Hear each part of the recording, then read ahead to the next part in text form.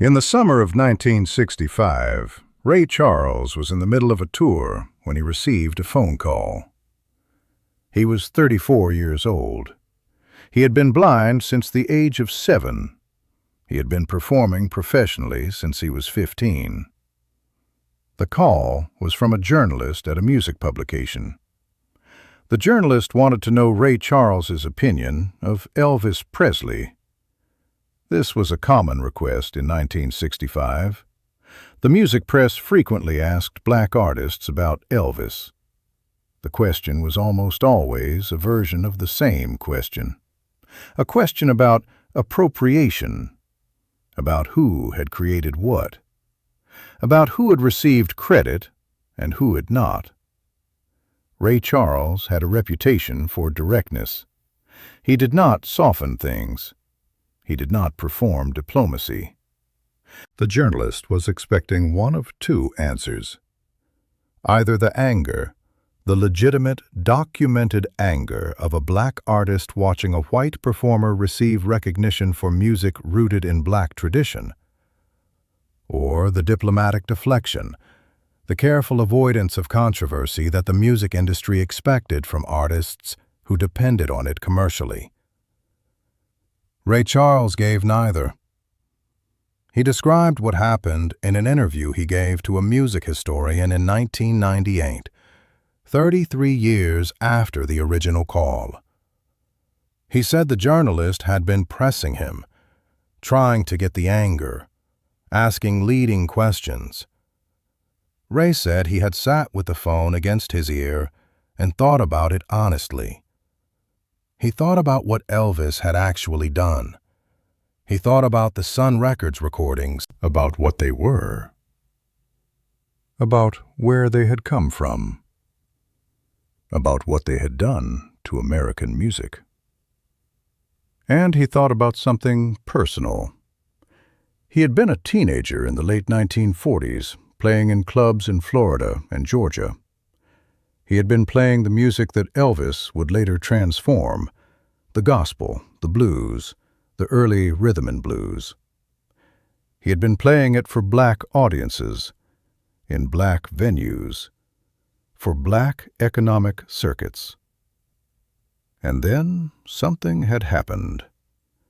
With Elvis and Sam Phillips and the specific alchemy of Sun Records, the music had crossed.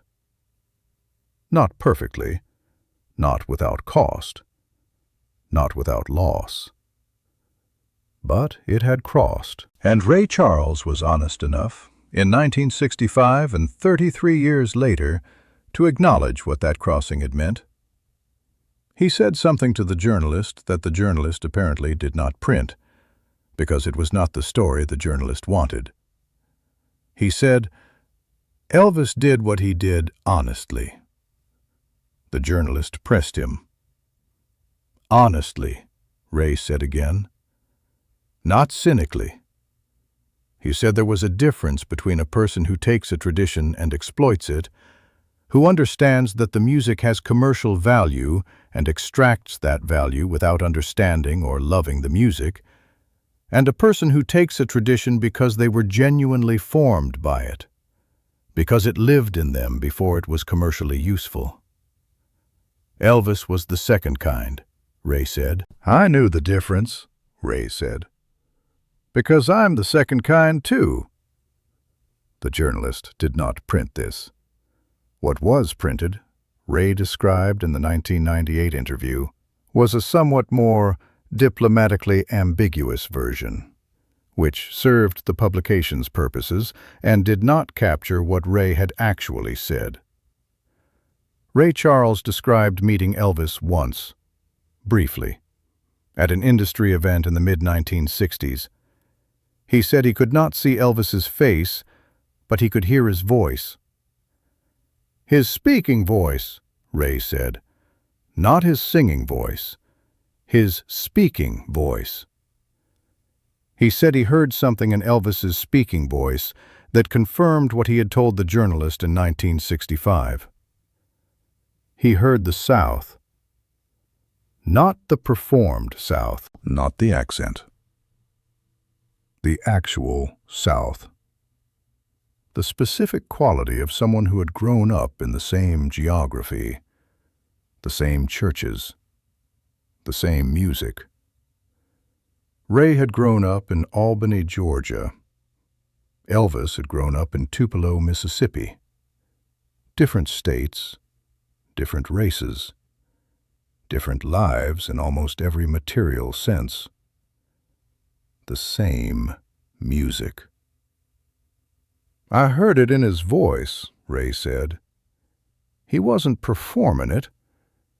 It was just there. Ray Charles spent 50 years making music that defied every category it was placed in. Gospel and country, blues and jazz, soul and pop. He was asked throughout his career about the relationships between these traditions, about who owned what, about the specific politics of influence and credit in American music. He was always honest. And the most honest thing he said, the thing the journalist didn't print in 1965, the thing he told the music historian in 1998, was this: that music is not owned by the people who make it. It is not owned by the traditions that produce it.